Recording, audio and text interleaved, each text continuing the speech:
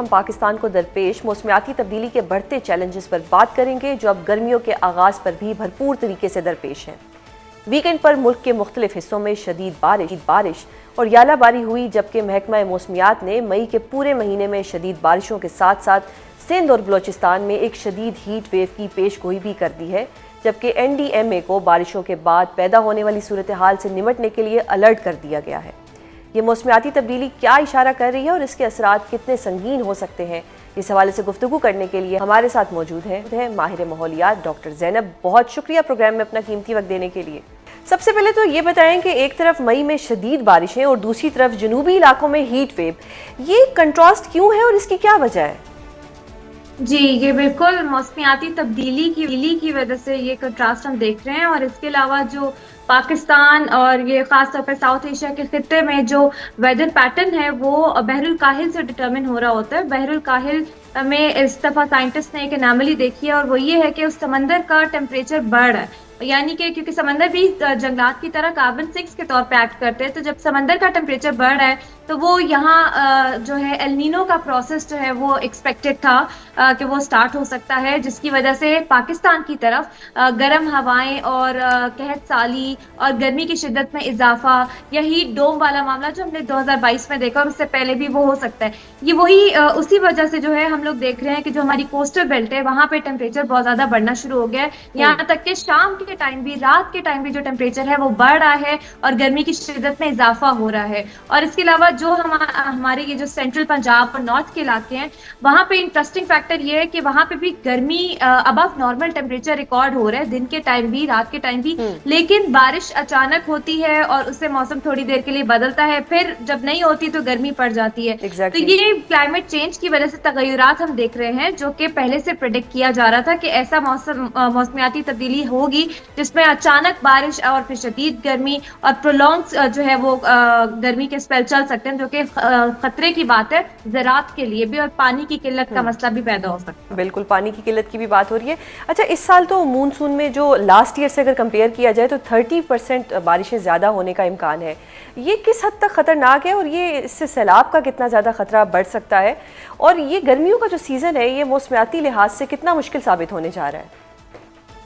अच्छा, बिल्कुल ये प्रेडिक्शन थी इस दफा, लेकिन ये जो मौसम के जो मॉडलिंग करते हैं साइंटिस्ट, ये मॉडल हर महीने चेंज होता रहता है। तो इस साल जो साइंटिस्ट अभी तक की जो मॉडलिंग कर रहे हैं वो ये कर रहे हैं कि शायद एल नीनो जो है वो ही रहे, प्रोबेबिलिटी है उसकी 60%, लेकिन अगले महीने अचानक ट्रेंड चेंज भी हो सकता है। उससे ये होगा कि बारिशें उस तरह से मानसून के स्पेल आप नहीं देखेंगे, लेकिन मानसून ऐसे देखेंगे, मानसून बर्स्ट, यानी कि अचानक बादल, अचानक बारिश और तेज बारिश, यानी कि क्लाउड बर्स्ट जैसे, या अचानक यालाबारी, ये मामला हो सकता है। लेकिन उसके बाद अचानक गर्मी और फिर कुछ ऐसे ड्राई स्पेल और फिर एकदम बारिश, तो ये मामला हम देख सकते हैं। पर हो सकता है ये मॉडल तब्दील हो जाए, क्योंकि दिस इज क्लाइमेट चेंज, अचानक चेंजेस आ रहे हैं, तो अभी हम कह नहीं सकते कि यही कंडीशन रहेगी या एकदम से बारिश ज्यादा हो। दूसरी बात, ये इन्फोर्समेंट का लेवल आप इससे भी अंदाजा लगाएंगे कि अभी बजट आने वाला है, और बजट में हम पिछले साल प्रिपेयर्डनेस से बजट हमने स्लैश कर दिया था, डिजास्टर प्रिपेयर्डनेस, लेकिन इस साल अगर तो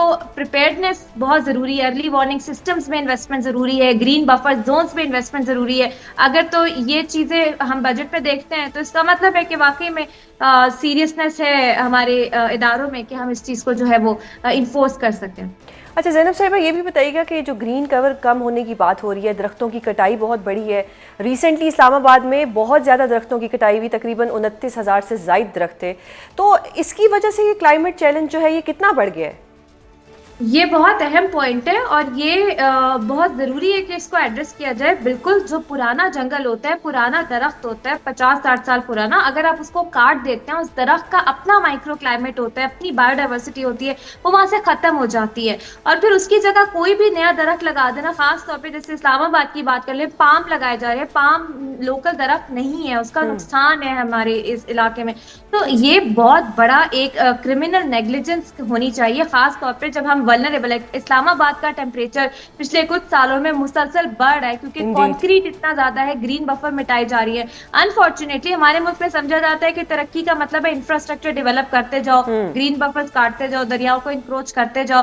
तो इस चीज पे बहुत जरूरी है सख्त से सख्त कदम उठाया जाए, पेनल्टीज इस पे स्ट्रॉन्ग की जाए, और जो हमारा पाकिस्तान एनवायरमेंट प्रोटेक्शन एक्ट है 1997 का, उसको अपग्रेड किया जाए, उसको रिवाइज किया जाए, उसको इम्प्लीमेंट किया जाए, इन्वायरमेंट इंपैक्ट असेसमेंट्स की जाए कि इंफ्रास्ट्रक्चर ऐसे ही नहीं बना दिया जाता, इतनी बड़ी बड़ी बिल्डिंग्स, दरख्तों को काट के पुराने जंगल, और उसकी कंपेंसेशन नया दरख्त नहीं कर सकता, वो एकदम तबाही आती है शदीद गर्मी की सूरत में, कहत साली की सूरत में, फिर शदीद सैलाबों की सूरत में। तो यहाँ पे बहुत ज्यादा काम करने की जरूरत है। बिल्कुल। अच्छा ज़ैनब साहिबा, ये भी बताइएगा कि पाकिस्तान को अपनी क्लाइमेट और एनर्जी पॉलिसीज़ में किन बड़ी तब्दीलियों को लाने की ज़रूरत है ताकि ये जो मौसमियाती तब्दीली है इसका असर कम हो सके?